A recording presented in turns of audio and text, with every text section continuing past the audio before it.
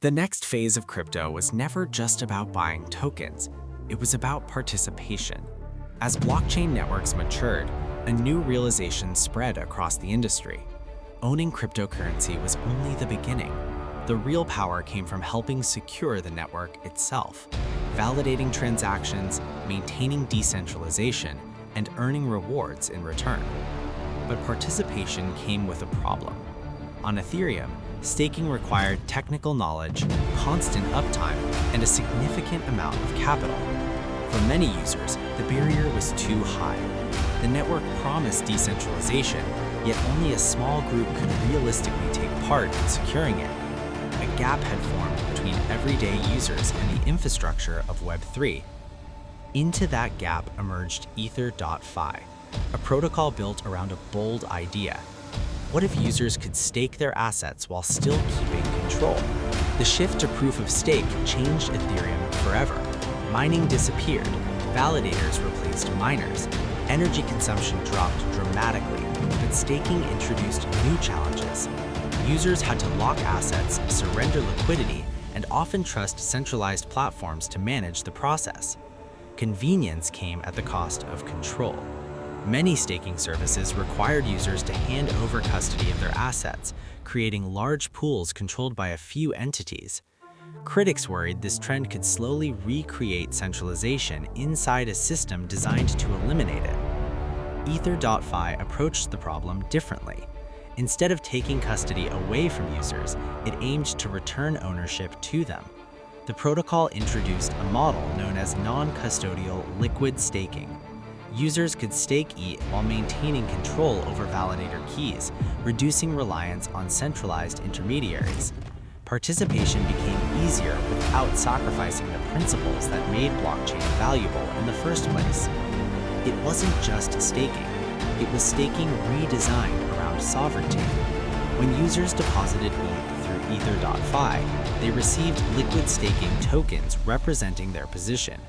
These tokens could move freely across decentralized finance applications, traded, lent, or used as collateral, while the underlying assets continued earning staking rewards.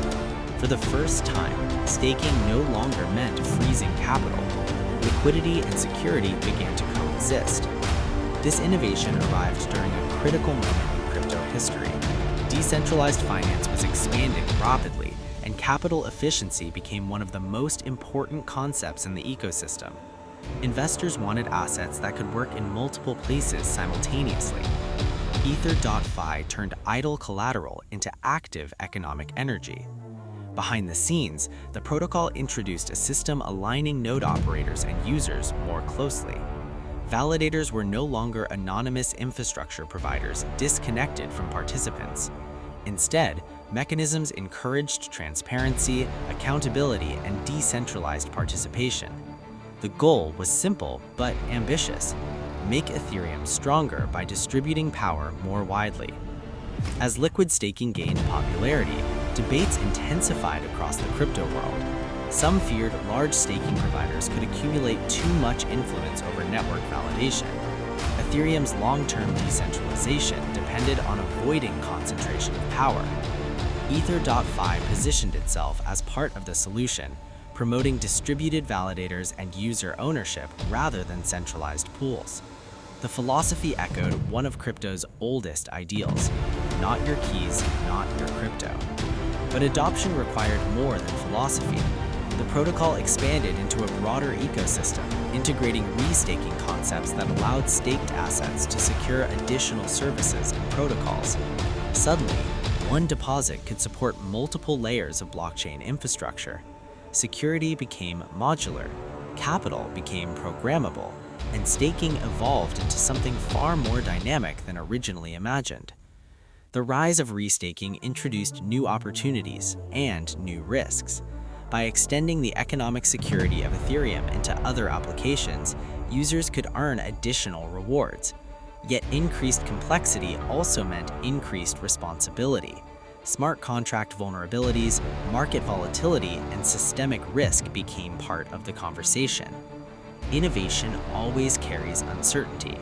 Still, Ether.fi grew alongside a larger transformation occurring within crypto.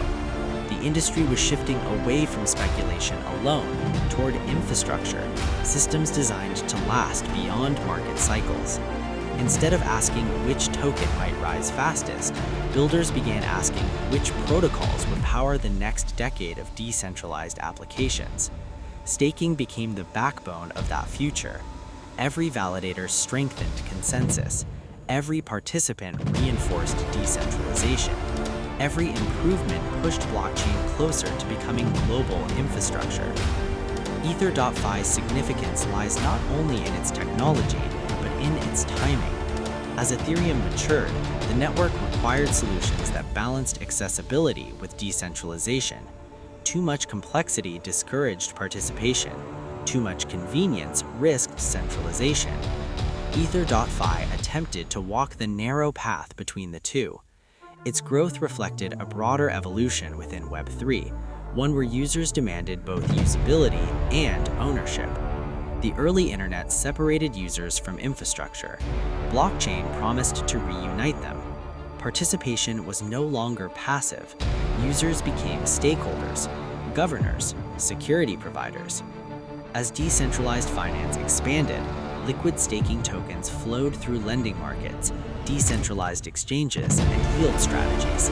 Entire ecosystems began forming around staked assets, transforming staking from a background process into a central economic engine. Ethereum itself benefited. More distributed validators increased resilience. Broader participation strengthened censorship resistance. The network's security became tied directly to community involvement rather than institutional dominance. Yet the future remains uncertain. Regulation continues evolving. Market cycles test protocols repeatedly, and the balance between innovation and stability remains fragile. For Ether.fi, success depends on maintaining trust while scaling participation, ensuring that convenience never replaces decentralization and growth never compromises security. Because the deeper story is not about one protocol, it is about ownership. For decades, digital systems trained users to surrender control in exchange for access. Blockchain reversed that relationship, giving individuals direct authority over their assets and participation. Ether.fi represents one step in that reversal, a system where staking does not mean surrender, where liquidity does not require compromise, where infrastructure belongs to its users. As the crypto industry moves beyond its experimental phase, the networks that endure may not be the loudest or fastest, but the ones that quietly strengthen the foundations beneath everything else. And somewhere within Ethereum's vast validator network, thousands of participants continue securing the chain, not as customers, but as contributors. Because the future of blockchain may not belong to institutions alone. It may belong to anyone willing to participate.